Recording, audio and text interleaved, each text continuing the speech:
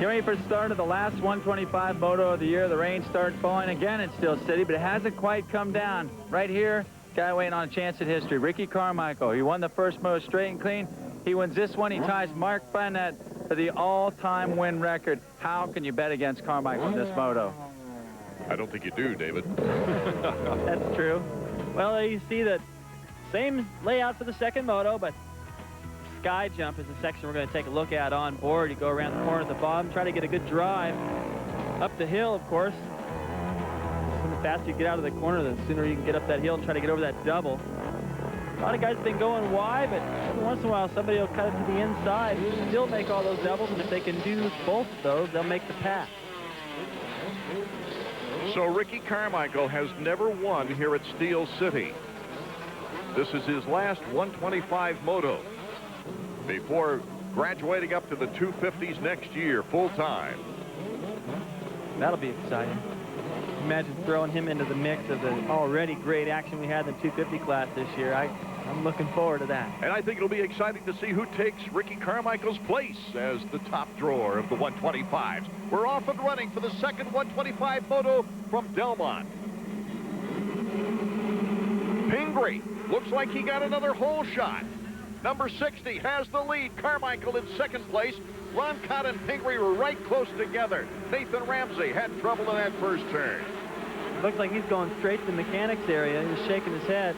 May have bent something. Already Carmichael goes for the pass. He just doesn't waste any. It's so much like McGrath in Supercross. Once again, reaching up to clear his vision in a place that, I don't know, he reaches up to take a tearaway off in places I wouldn't let go of the handlebars. But he always pulls it off. Ron Cotta trying to hold with them now as Pingree feels the heat of Ricky Carmichael right behind him. Well, Pingree realizes right now, if he can stay here, this is an overall win. And Carmichael's motivated as well. If he can get by, he'll pick up the win here at Delmont and Ty Barnett. Both these guys are motivated. Carmichael to the inside. Look at that leap. Does the double. Gets by Pingree. Ricky Carmichael in first. Here comes Ron Cotta. The three of them starting to pull a little bit away from Casey Johnson. And Carmichael makes the pass in the place we just looked from our onboard camera. He was able to jump all those doubles from the inside. Guys that have been able to do that mostly been on 250s. Carmichael pulls it off on the 125 just with perfect timing. Plus he sat down to get that extra lift on the suspension. You can see, well, now they're trying to work on Nathan Ramsey's machine, and that's Chad Watts, RC's mechanic, helping out there with the Pro Circuit machine. I was going to say, on some cameras you can see raindrops. It is starting to rain here at Delmont, but it certainly hasn't affected the track any. Well, it's probably for Greg Albertine in the pits. He's probably glad he got this championship over with in the first Moto and not have to deal with mud in the second Moto to decide it. That would be nerve-wracking. That's where bikes start to have problems. And you see that little bit of wheel spin coming out of there on the hard-pack stuff. Anywhere it's polished off, it's going to get real slick, even with a few raindrops. So Carmichael is in the lead with Ron Cotta trying to hold close here in the second Moto. Pingree in third. This should be a good battle. Ron Cotta would love to beat Carmichael in this Moto. He doesn't care about records. He doesn't care about where Carmichael's won or lost. He'd just like to beat him here. He just needs a win before the season starts. It's his last chance. Coming around the mechanics area, I wonder if Chad had a chance to get over and give a signal to his rider. It seemed like he was pretty involved in helping Ramsey get going. Don't know that Carmichael really needs it. He looks around quite a bit. He's very aware of what's going on around him. Signal board he usually looks at just to keep Chad happy, and in case Chad's putting lap times down on there, he can race the track. David, it's nice under these conditions too that he's out front and can take the line he wants and feels more secure on. Plus, if it keeps raining, that roost will be a problem for the guys behind you in terms of vision. Every time you get a little piece of dirt that hits you in the goggles, it'll stick. Eventually, those add up, you can't see them. Casey Johnson, Talon Bolin in a battle. Bolin on the FMF 711. Casey Johnson behind Pingree, trying to put the pressure on. He goes wide. Bolin You can see the difference in lines in that corner approaching the sky jump we showed you. You can go anywhere on that racetrack you want. Still come out of there in pretty good shape. It really just depends on whether you're protecting the line from somebody that's challenging from behind. Carmichael is looking to check out, but Roncada won't let him. We'll be right back with the final 125 moto of the season. So you want to be a champion? Championship Motocross featuring Ricky Carmichael. Go head-to-head with a top superstar in motocross today. It's the ultimate motocross simulation. Championship Motocross featuring Ricky Carmichael. For real, you'll be pulling your teeth out of the dirt. Only on PlayStation Game. Second Moto 125 action from Delmont, Pennsylvania. Our leader, Ricky Carmichael, Roncada in second. This is the battle for third. Pingree, along with Casey Johnson and Talon Bolin. Casey giving him a look. Pingree trying to get back up there and get another great moto finish. Perhaps round out with his best overall. He's got a lot of pressure right now with Casey right there. Bolin pressing them both. You see Bolin reaching up just off to the side there to clear his vision a little bit, so that is starting to become a little bit of a problem, especially since he's following two bikes. Pingree with his best moto finish of the year in the opening moto, a second place after the whole shot. He's trying to hold on to third right now. Bolin is not waiting for Casey Johnson to make a move, really. Casey, though, slick move. Wow, it's great racing. Bolin came down and pushed Casey so hard. He ended up making the pass on Pingree. I don't know if he really meant to do that. But that worked out pretty good. And there goes Bolin. All into the inside. Just Pingree shut the door on the corner. See what he does down here. This is the corner I talked about where he can run all the way inside, all the way outside.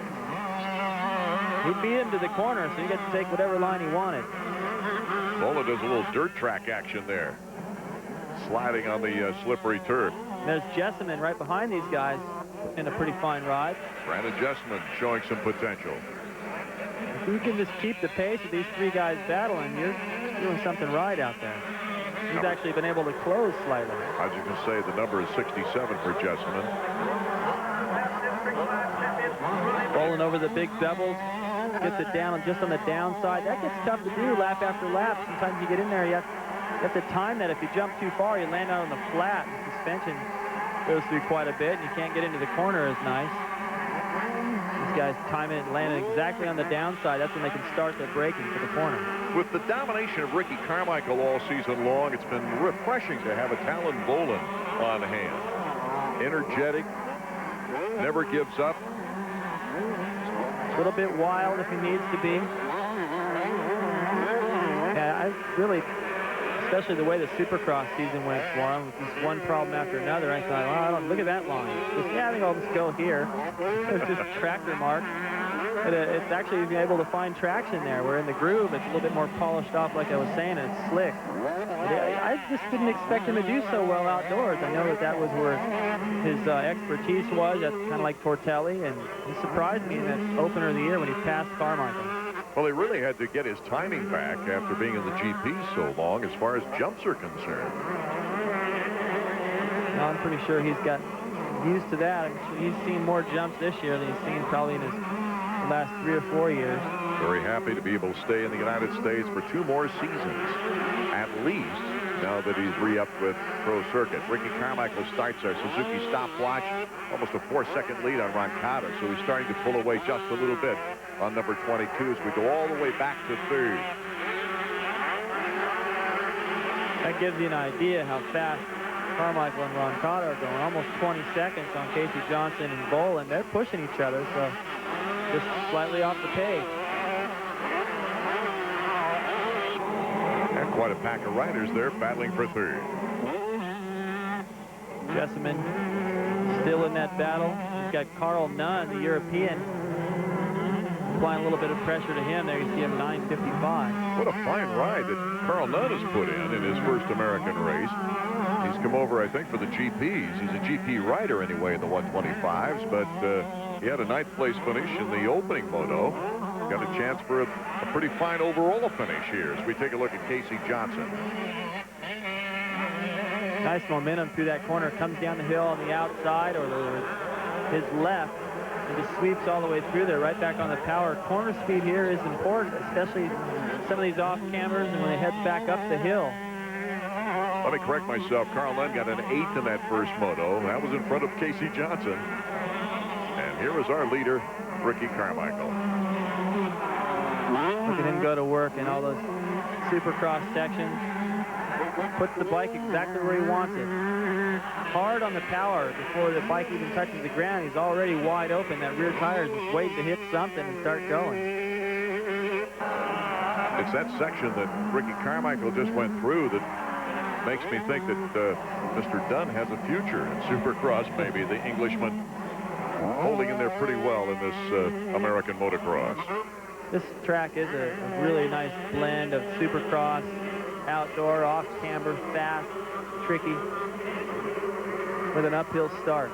And you can see the whole thing from the spectator standpoint. Wow, that's the kind of stuff that can come up and bite you. We saw Chiotti go down the first moto, or Chiotti rather, and same kind of thing. You just hit something, get a little bit offline, and it can send you down. That time Ricky was just on top of it enough to save it. Remember that race he went cartwheeling last year in first place, got up, still won the race? We can do it all. Round 12, drawing near a close. We'll be right back. Check out a checkered flag. We're back in Delmont, Pennsylvania for the final round of 125 action in the final moto of the year. Our leader, Ricky Carmichael. Carmichael is just checked out. Stefan Roncada in second place, unable to keep up with him. Another great performance by Ricky Carmichael. Looking to tie Mark Burnett's all-time career 125 mark. Let's go down to Davey Coombs with Duke Finch of the AMA. This 125 motor winds down. You're watching Team USA's entry, Ricky Carmichael, for the 1999 Motocross of Nations, win yet another race. And Duke Finch right here with the AMA. Duke, how do you feel about our team going to Brazil? I think we've got a good, strong team. I mean, Ricky's record stands for itself. Kevin Windham's won the most motos of anybody this year, and Michael Rocco is just a bulldog. He'll go fight for us. I know that it's been a long time since America won, since 1996, actually. Can you guys bring that plate back? I think so. The track down there, from what I understand, has got a few more jumps than what most of the European tracks have got. Even though it's don't allow doubles, there should be some stuff that we can make our guys go good on. Good luck. Thanks. I mentioned earlier, Ricky Carmichael doesn't plan on hopping on a 250 for that 250 GP at Budds Creek next week. He wants to be primed and ready for the 125s in Brazil. And from the sound of things, it sounds like that track will really be right up the Americans' alley. You know, I hate to think of it, really, but it's kind of been the talk in the past since we have lost that title, is that the Americans' chances are usually equated with how many jumps are on the track or if it's going to rain or not. But I think this year we've got it covered. Kevin Windham and LaRocco both ride well in circumstances that don't require Supercross technique.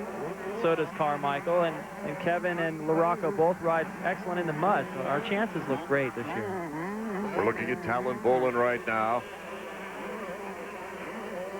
And right behind him is Casey Johnson. Johnson, after going down, trying to get back up into the fray. Starting to copy Bolin's line right there, coming out of that inside. Cuts off quite a bit of racetrack, gets you set up for the double. Pingree's still hanging, Jessman's still there. That's a good pack. They're really not able to get in and dice with one another, but one mistake and it'll get close. Carl Nunn also in that mix. At the tail end of it anyway, as we take a look at Ron Cotta in second place. And that was exactly those little mistakes like that. Those are the kinds of things that are dropping him off the pace of Carmichael. Brock Sellards taking the long walk back to the pits in a very disappointing ending to the season for Brock. You know what, though? Having a national win under his belt now is that's a great feeling. I mean, he's got to be disappointed on the day. He'd like to probably win one more, but it's been a pretty good season for him. And with Carmichael out of it next year, he really could be the guy that steps up and wins it all. 6 podiums, including his victory at Washougal with a 1-3. Brock Sellards, one of the many we look forward to seeing in action. Battle for the vacated crown. And here's another guy you think might be right there battling with Brock, number 60, David Pingree, should he stay away from injury. I'll never forget the time we were in the press room in San Diego. Just had said hello to him. Hey, how's it going? Oh, everything's great. He was carrying his helmet, headed out on the track. A few minutes later, I learned that he'd crashed, broken his leg, twisted everything. It was ACL. Yeah, it was a lot of problems for him to have to come back from. And forget the fact that he's pretty young, a lot of talent. Plenty of potential still there for David Pingree. Came back to win a Supercross this year. Let's go down to Davey. There's one disappointing rider behind me, Brock Sellards. He grew up right across the Pennsylvania border in Ohio. I knew he really wanted to do well here. Fortunately, before his bike broke, it appears he clinched second in the final 125 championship standings. With Ricky Carmichael moving up to the 250 class, that guy right there has got to be one of the favorites for the year 2000. Brock Sellards having a frustrating moment of watching the rest of the race. That was his bike that the mechanics were just pushing across the track and behind these guys. Jessamine and Nunn. This is an interesting little battle. Jessamine with a lot of potential, a young rider. Carl Nunn, after running the GPs, coming over here and trying the American circuit. Jessamine, as you see there, in 6th position. Europeans seem to be having more and more success coming over here and doing well in Supercross, getting their feet wet and coming back in years to follow and contesting it the whole time. Little fishtail off the berm there. But this could be a guy we'll be looking a lot more at in the future. The Englishman on the Yamaha. They're both still chasing David Pingree. Pingree, though, holding his own. He wants a fine possible podium spot if he can move up.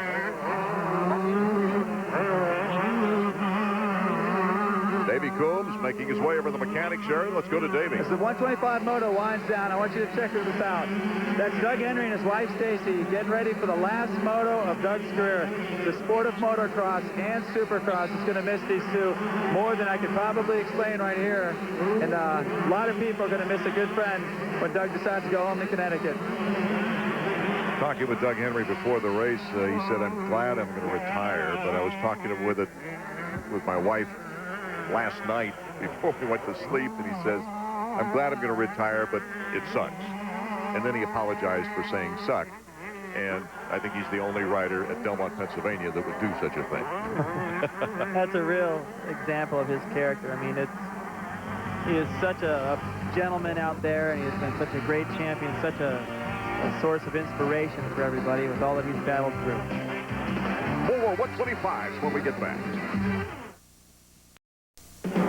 This week's Suzuki Flashback, we turn to last year's 125 action here at Delmont. Moto number 1, John Dowd, got the whole shot and takes the early lead. Number 67, Nick Wade, battles pro circuit teammate Casey Johnson, number 20, and number 21, Primal Suzuki's Robbie Raynard for second. It would be Johnson taking over the lead, but Robbie Raynard put the heat on the rest of the way. Casey Johnson would take the checkers for his very first career 125 Moto win. Double R and RC were way out in front of the pack in Moto 2. Robbie Raynard had a great duel with Ricky Carmichael. But this time, Raynard in the lead won his 5th 125 national overall. Carmichael secured the crown a week earlier in Binghamton. It is the last lap for Ricky Carmichael on a 125 here at Delmont in the final round of the year. Ricky Carmichael, looking for his 9th victory of the season. Only has a few more 100 yards before he sees the checkered flag. He always loves to win. Oh. Just so he can do that. I think he would do that even if he didn't win. So you could hear the crowd there anticipating and coming around for that. Greg Albertine discussing things with Roger DeCoster before the final 250 Moto of the year. But Ricky Carmichael last week, of course, joined Brock Glover and Mark Barnett as the only 3-time winners in 125 history. And, of course, should he not get a flat tire, a broken chain right now, he would tie Mark Barnett's 125 record of 25 wins. Casey Johnson battling with Talon Bolin. This is a great thing about motocross. You got Ricky Carmichael way out in front, but there's always some racing going on somewhere, and this has been a great back-and-forth battle. These guys have been bugging each other the whole race, while Carmichael is just able to make it look, it's just unbelievable. You can go back and watch Bolin and Johnson, who are both so talented, ride so hard, still be that far behind somebody like this. Crowd appreciates it too. There's the scene what a lot of people around the country this year have seen. That is just a truly amazing talent in Carmichael. So Ricky Carmichael gets the checkered flag and will take the victory lap. Carmichael Roncada second. Talon Bolin regains third. Casey Johnson, David Pingree are top 5. Let's go down to Davey. Talon, good solid ride to end the season. Yeah, that's about all it was. I really wasn't happy with my first moto ride. It's difficult to pass on this track, and you know, I don't know what it is. Deep down, I trained hard. I was motivated because Kiko and Carmichael was here, you know, and I wanted to beat him, but I guess deep down I just didn't have it today. Some days you have good days and some days you have bad days, and for me this was a bad day. I didn't feel good on the bike all day. I was pretty happy with the second moto, but hey, I didn't get hurt. It's the end of the year. I had a good season overall, top 3. Can't ask for much more than that, you know. Everything's good. I'm healthy, so I'm looking forward to next year. How do you feel about next year? What's going to be different for Talon Bolin? Well, actually, I've changed teams for next year, and I'd just like to thank FMF Honda for all their support, you know. But I'm changing teams. I have a new motivation, and of course, Ricky's out of the class, and he's a tough booger out there. So, I mean, without him in there, I think it's going to be a good race championship, but I feel I should be the odds-on favorite. So I'll work real hard, use that for my motivation, and try to win the title next year, you know. One of these years is going to be my year. I just keep working on it. It's good to have you here in the series, Talon. I'm happy to be back. You know, I did a long tour in Europe, and, you know, I say again that my dream's coming true. I never actually expected once I went to Europe to be able to come back and get the support that I got and the spectator support that I got. It's amazing, and it's kind of like a new lease on racing, because I get a little bit burned out over here and come here and I'm new, I'm fresh faced. Everybody likes me and it makes me feel good, and shoot, I feel like I can go another 2 or 3 years in my career, no problem. Taking a look at the top 10 now on the overall sheet. Ricky Carmichael, Roncada Pingree holds on to that podium spot in third. Let's go to one of the greatest 125 riders of all time, who's with our Davey Coombs right now. Well, Ricky, there it is. You got the record. Yeah, it feels good, you know. So I guess I'll hang out with Barnett for a while, I'd say. I tell you what, with all the help from Kawasaki and Fox, Oakley, Pro Circuit, my mom and dad, my mechanic Chad Watts, I tell you, I had a THQ, Charlie Designs bell helmets, Alpine Star boots, and thanks to your family and your whole crew for getting a good track today. I wouldn't have been able to do it, and I'd like to thank everybody for supporting me through my 125 career. It was definitely a good one. Looking ahead to the year 2000, you got one more race on the 125, the Motocross Designations. When you going to get on that 250? Probably next week, I imagine. I'm going to ride the 125 just a little bit before the Designations, but I'll be 110% for that race, definitely. Well, good luck, Ricky. It's been a pleasure watching you on the 125, and I know you got it, and you're on the 250. Thanks a lot, Davey. So Ricky Carmichael with 549 points over the second-place rider Brock Sellard's 396. Wins by the biggest margin in modern scoring times, 153 points. Besting Steve Lapson's 120-point advantage for the crown in the 125s.